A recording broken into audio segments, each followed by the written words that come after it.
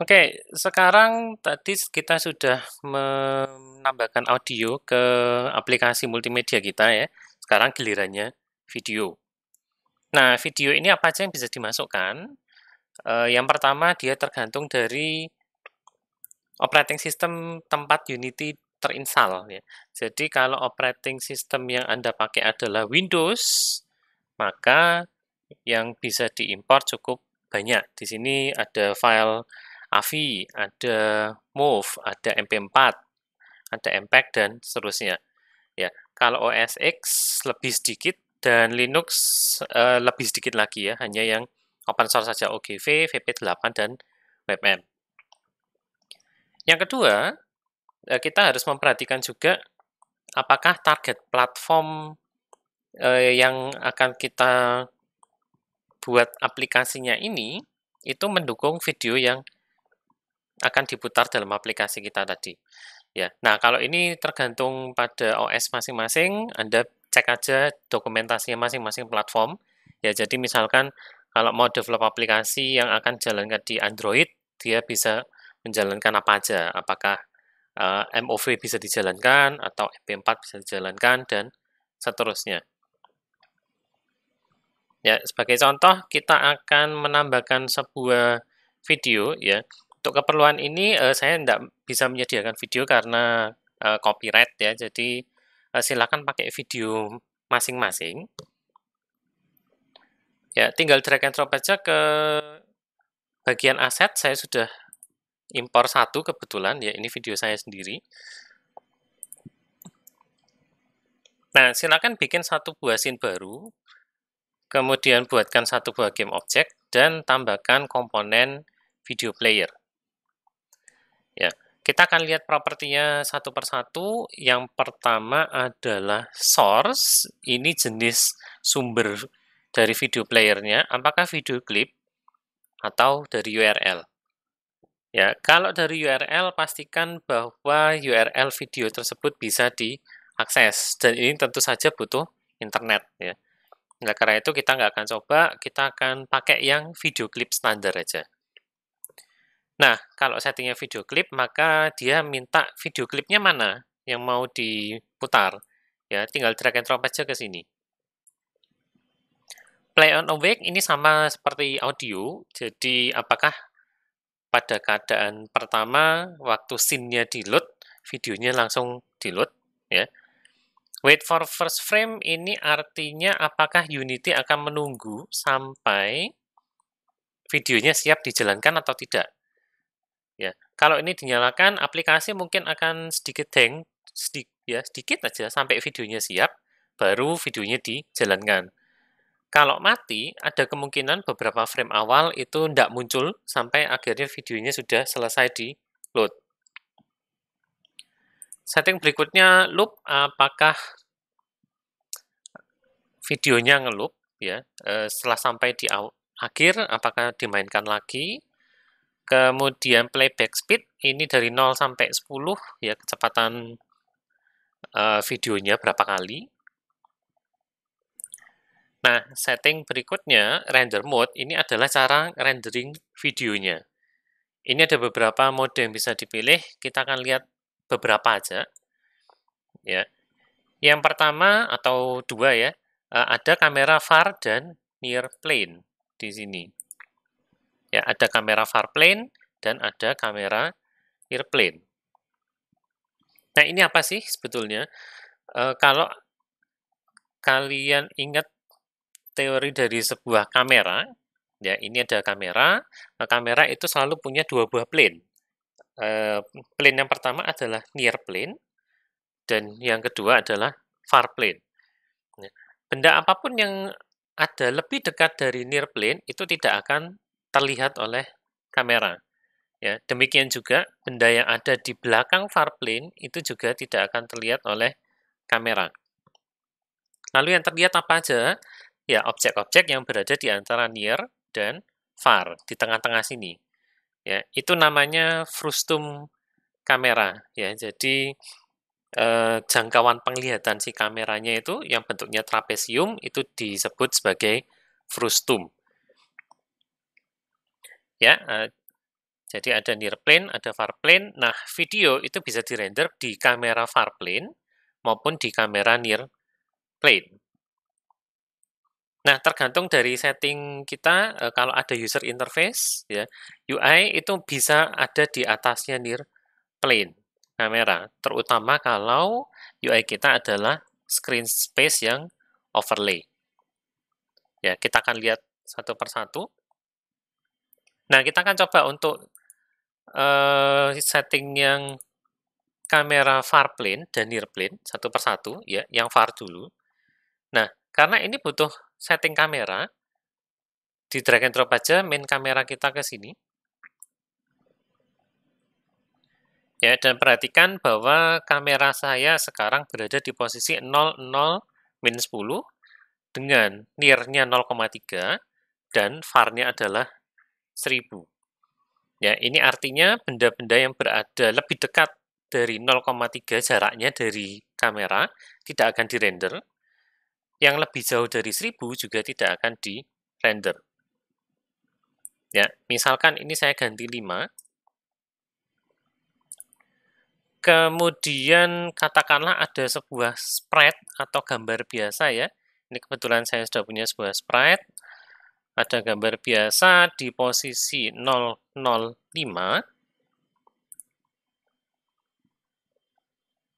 atau di 000 juga bisa sih sebetulnya. Ya, 000 aja kita coba ya karena kameranya di -10. Kalau si shotbox ini ada di 000 berarti jaraknya kurang lebih harusnya jaraknya 10. Semestinya kalau settingnya 5 dan 1000 seperti ini berarti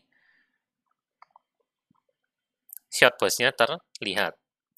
Ya, tapi kalau ini saya naikkan misalkan jadi 10, nah begitu lebih dari 10 maka Anda bisa lihat sendiri di panel game atau di kamera preview si shotbox-nya ini tidak lagi terlihat ya karena sudah lebih dekat dari near plane.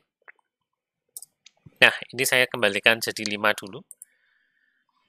Berikutnya kita coba langsung kalau videonya itu ada di kamera far plane, apa yang terjadi?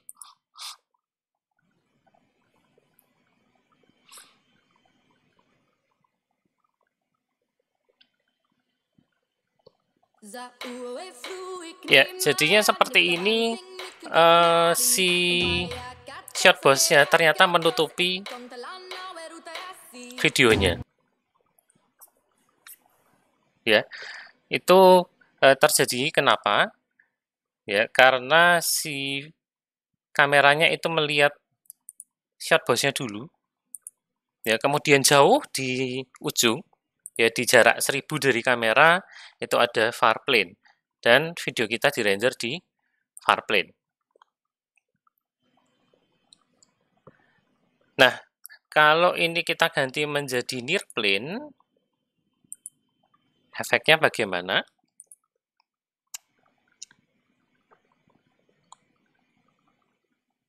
Nah, terbalik dari yang tadi ya. Kalau settingnya near plane, maka sekarang kamera atau videonya itu dirender di near plane. Tadi ingat near-nya adalah 5, sementara itu shotbox-nya berada di 0 ya. Kebetulan persis berada di tempat yang sama ya. Sama-sama ada di near plane. Ya, tapi videonya akan dirender terlebih dahulu. Ya, jadi ini perbedaannya ya. Kalau di kamera far plane, game object apapun yang ada di depannya far plane itu akan menutupi video. Ini bisa dipakai untuk efek border misalkan. Sementara itu kalau videonya di-render di kamera near plane, tidak akan ada game object yang bisa terlihat. Maka ini bisa kita pakai untuk full screen mode, asal tidak ada user interface yang kanvasnya jenisnya adalah screen space overlay. Nah, kalau suara tidak terdengar, tadi ada beberapa setting, ya pastikan tidak di-mute. Ya, ini kalau saya mute, pasti videonya tidak akan bersuara.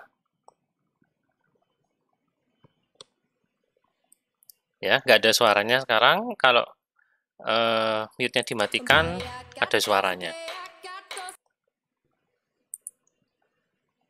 Ya, kemudian pastikan tombol mute audio di panel game tidak aktif. Ya, ini sekarang keadaannya tidak aktif. Kalau aktif seperti ini. Ya, kalau ini aktif, maka audionya tidak akan kedengaran. Ya, videonya jalan, tapi audionya tidak ada sekarang. Kemudian pastikan lagi setting audio di OS Anda tidak dalam keadaan mute. Ya, di sini speaker saya bukan keadaan mute sekarang. Ya, ada volumenya. Dan pastikan sudah ada speaker atau headphone yang terpasang di komputer. Nah, sprite itu bisa juga kita pakai untuk menampilkan video. Ya, dengan bantuan video player. Contohnya seperti ini. Ya, kalau ini ada gambar sebuah apa ya ini? Ya, sebuah monster, seekor monster gitu ya. Kalau ada alfanya dan di sini kebetulan alfa, maka videonya itu akan dirender di bagian alfanya situ. Ya, caranya gimana? Mudah saja. Ya, ini tinggal ditambahi komponen video player. Kemudian jangan lupa diatur video klipnya. Setting lainnya biarkan aja. Ya, Unity sudah cukup cerdas untuk mengetahui bahwa kita mau muter video di sprite ini. Ya, maka render mode-nya dia sudah kasih material override dengan renderernya ada di sprite renderer sendiri dan material propertinya ada di main tekstur. Ya, ini mengakibatkan kalau gambarnya ada alfanya, misalkan saya besarkan segini, ya, video player aslinya ini saya matikan dulu supaya tidak aktif, maka videonya akan dirender ke sini. Ya, ini kebetulan alfanya nggak bersih.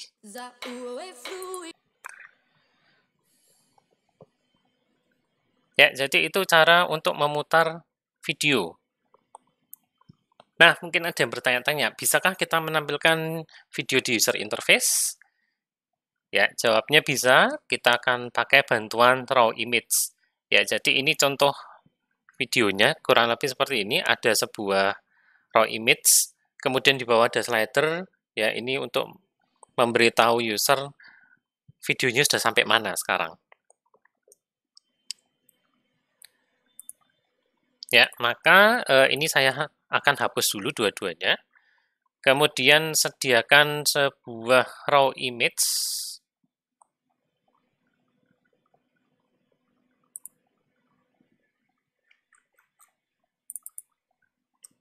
Ya, sekian. Ukurannya bebas.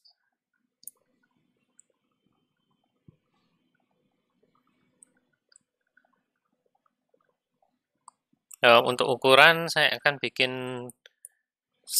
salah satu resolusi 16:9, misalkan 1366 dan 768.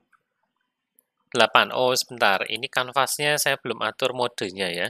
Karena ini konsol pixel size, makanya raw image saya jadi full satu layar. Saya ganti dulu sebentar.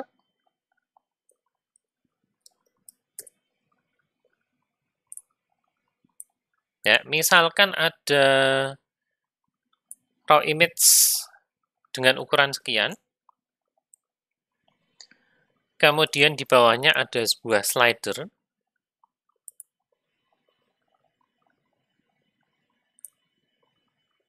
Ya, ini kalau terlalu kecil, di scale aja naik. Misalkan saya scale sebesar 3. Kemudian ukurannya saya paskan kira-kira sepanjang ukuran videonya, atau ukuran raw image-nya ini. Ya, kurang lebih seperti ini. Nah, kemudian tambahkan komponen video player ke raw image.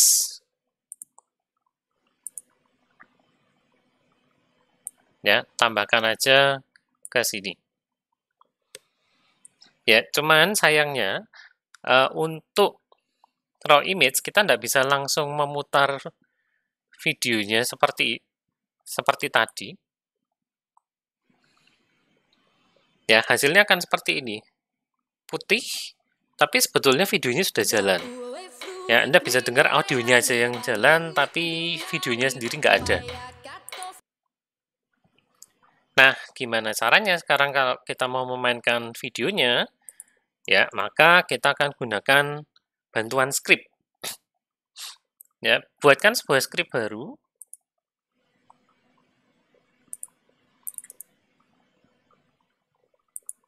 Beri nama misalkan raw image video player.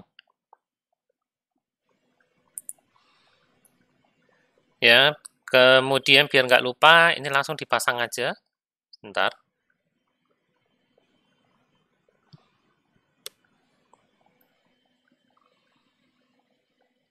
Ya, scriptnya langsung aja dipasang.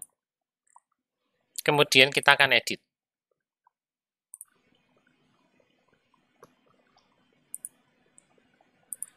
Ya, yang pertama kita akan tambahkan sebuah field untuk slidernya. Ya, ini optional. Kalau mau ada scrub di bawah ya penunjuk waktu, maka tambahkan sebuah slider. Ya, ini tentu saja kita butuh using Unity Engine UI. Lalu tambahkan dua buah field baru, ya, raw image-nya sendiri dan player. Ups, ya, tambahkan dua buah private raw image, dan satu lagi adalah video player. Ya, hati-hati sedikit waktu ngetik video player karena ini butuh using yang lain ya, using Unity Engine.video. Nah, kenapa kita butuh referensi ke raw image dan ke video player? Terutama ini kita perlukan karena kita harus mengatur tekstur dari raw image ini ke teksturnya dari video player. Jadi supaya videonya itu bisa dirender ke raw image. Nah, langkah berikutnya kita ambil referensi ke raw image dan video playernya. Pertama-tama image-nya dulu. Ya, tinggal pakai get component. Yang pertama kita ambil raw image-nya. Lakukan hal yang sama untuk video player.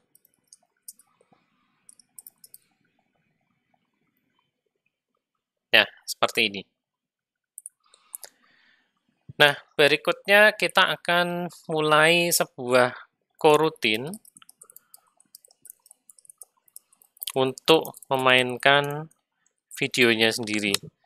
Ya, coroutine ini bisa dianggap sama atau mirip ya, serupa dengan thread. Misalkan kalau di Java, teman-teman sudah pernah belajar multithreading ya di pemrograman terdistribusi, ya maka ini agak mirip dengan itu. Caranya gimana? Tinggal panggil method namanya startCoroutine, kemudian berikan parameter di dalamnya, ini adalah sebuah method. Kita belum punya, tapi tuliskan aja. Ya, play video seperti ini. Setelah itu, baru buatkan methodnya. Public, jenisnya harus IEnumerator. Kemudian namanya juga sama persis ya, play video. Seperti ini. Nah, di dalamnya ngapain? Yang pertama kita harus menyiapkan video playernya sendiri. Siapkan video playernya dengan memanggil method prepare. Nah, karena ini membutuhkan waktu lama, maka ini sebabnya kita membutuhkan coroutine. Ya, jadi di sini kita akan tunggu dalam sebuah while. Selama belum siap, maka kita akan alihkan kendali thread-nya ke Unity lagi ya, dan biarkan Unity-nya menjalankan apapun yang dia perlukan sampai akhirnya proses dari prepare kita selesai ya, baru nanti play videonya akan dilanjutkan kembali ya. Nah, di sini ketikkan return yield. Nah, sebentar. Yield return, sorry, kebalik ya. Yield return new wait for seconds. Ya, ini artinya sebetulnya adalah kita menyuruh Unity untuk, atau menyuruh C# ya lebih tepatnya, tunggu 1 detik sebelum melanjutkan kembali play videonya.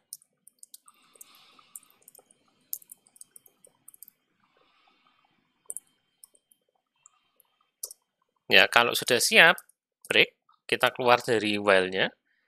Ya, ini optional, boleh dituliskan di sini untuk debugging aja ya, preparing video, nanti bisa dilihat di panel konsol. Keluar dari while, itu berarti videonya sudah siap, boleh di print juga.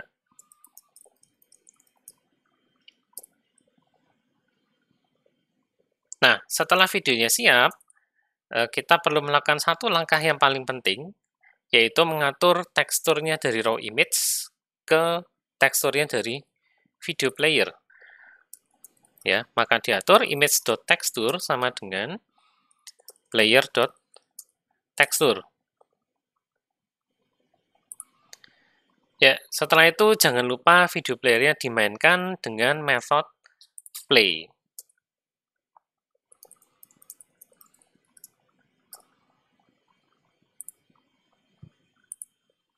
Ya, kurang lebih gitu aja. Kemudian ini untuk si scrub-nya ya, kita tambahkan fungsi baru selama playernya itu sedang dimainkan alias pakai is playing. Ya, kita akan hitung jumlah frame sekarang. Ya, kita bisa hitung jumlah frame yang sekarang, yaitu dari frame playernya saat ini itu dibagi dengan jumlah frame semuanya total yang ada. Ya, kemudian ini kita atur sebagai value-nya dari si video slider atau si scrub-nya. Ya, jadi pertama hitung frame sekarang.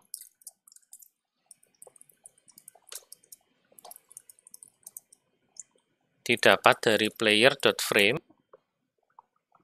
dibagi dengan player.frame count. Nah, hati-hati di sini video player.frame count itu jenisnya unsigned long.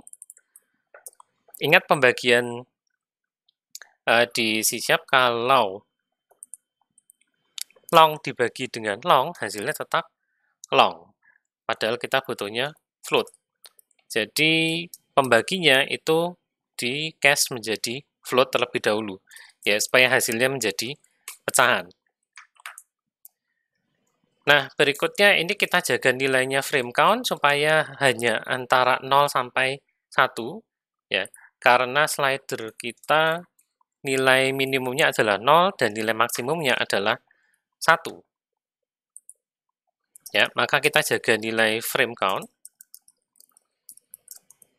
agar di antara 0 dan 1.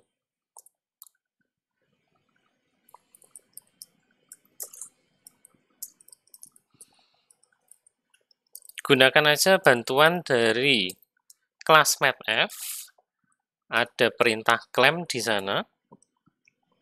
Ya, clamp ini akan menjaga sebuah nilai yang kita berikan, ya, menjaga value di antara minimum dan maksimum.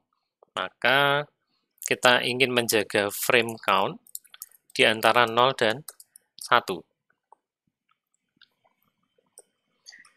Ya, script kita sudah selesai, tinggal di save.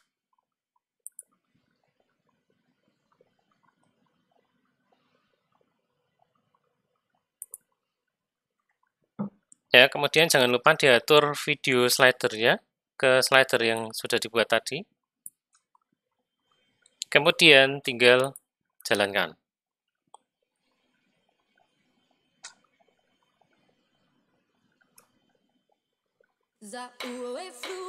Nah, bisa terlihat sekarang videonya jalan dan slidernya juga ikut jalan sesuai dengan keadaan sekarang ya.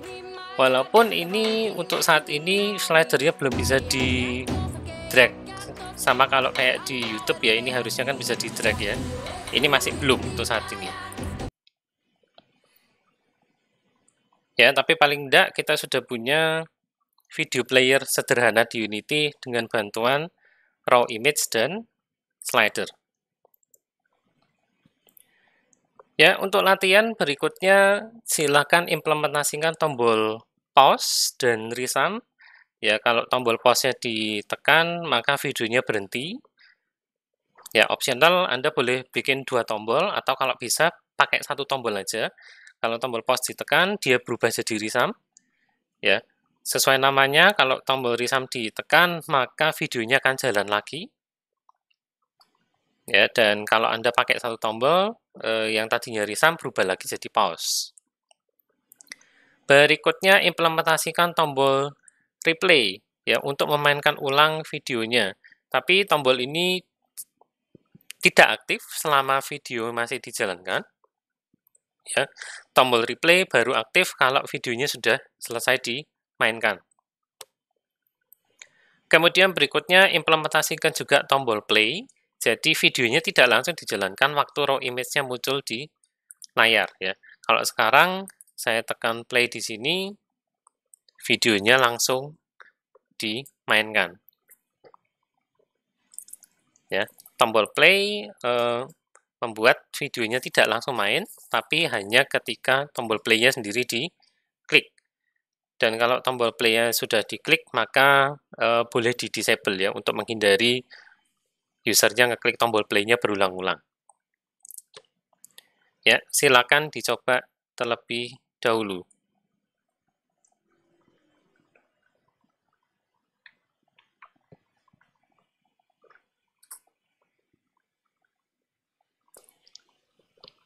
Oke, gimana? Sudah bisa? Ya, implementasi tombol pause, resum, replay, dan play ini sebetulnya bahkan tidak butuh script sama sekali. Ya, di sini saya sudah punya 4 buah tombol, play, pause, resum, dan replay. Ya, play dan replay ini sebenarnya sama aja, jadi harusnya 1 tombol aja juga bisa. Ya, terus ada pause dan resum. Resum ini pun sebetulnya 1 tombol yang sama dengan play ya. Ya, itu makanya sebabnya kenapa Anda lihat di banyak player tombol play dan pause itu play, pause, dan resum itu sebetulnya jadi 1. Ya, jadi di 4 tombol ini masing-masing saya tinggal menambahkan event aja ke onClick ya, ke onClick, kemudian saya masukkan raw image-nya. Nah, di sini Anda tinggal pilih yang video player. Ya, video player di sini ada beberapa method, ada play dan ada pause. Ya, bahkan kalau Anda lihat juga ada stop di sini kalau mau bikin tombol stop ya. Sehingga untuk tombol play, button play, saya tinggal panggil video player.play. Untuk pause, saya tinggal panggil video player.pause. Resum, tinggal saya panggil video player.play. Dan button replay itu juga video player.play. Ya, hanya saja kapan mereka aktif atau tidak aktif, nah itu yang harus ditentukan. Ya, play itu hanya aktif pertama kali seperti ini.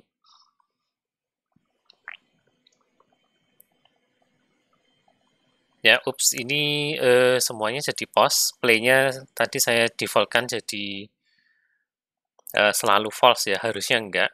Jadi untuk tombol play itu pasti pertama kali true, tapi setelah diklik dia jadi false. Ya. Nah, maka kita bisa atur seperti ini. Nah, ini saya keliru ngatur ya, button play interactable-nya jadi false. Harusnya enggak. Seharusnya ini jadi true. Ya, di awal true, tapi yang lain bikin jadi false.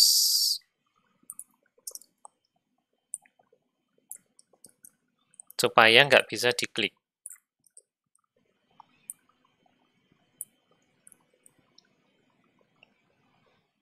Ya, atau bahkan sebetulnya buat aja semuanya jadi false, tapi button play interactable-nya jadikan true setelah dia siap di sini. Ya, nanti masalah setelah diklik maka button play-nya mau dibuat ya, interactable-nya di-false-kan lagi ya silahkan ya, tapi saya tidak akan atur di sini. Nah, untuk diupdate, saya tinggal bikin interactable-nya button pause itu adalah ngecek aja apakah playernya sekarang dalam keadaan pause. Ya, kalau keadaannya sedang di pause, berarti dia harusnya tidak interactable ya. Demikian juga dengan resum, interactable-nya dinyalakan hanya ketika playernya sedang di pause. Nah, sementara untuk replay, itu interactable-nya hanya dinyalakan kalau frame count-nya ini sudah lebih dari 1. Ya, tapi pada kenyataannya perhitungan ini player.frame dibagi player.frame count itu kadang-kadang bisa nggak sampai 1. Ya, tadi saya sudah ngetes itu dia berhenti di 0,9999. Ya, ini sebabnya saya pakai pengecekan frame count-nya lebih dari 0,99 aja.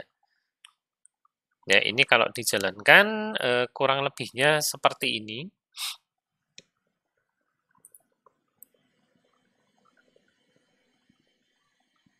Ya, pertama kali dia false, tapi true ya ini pause-nya nyala lagi. Kenapa?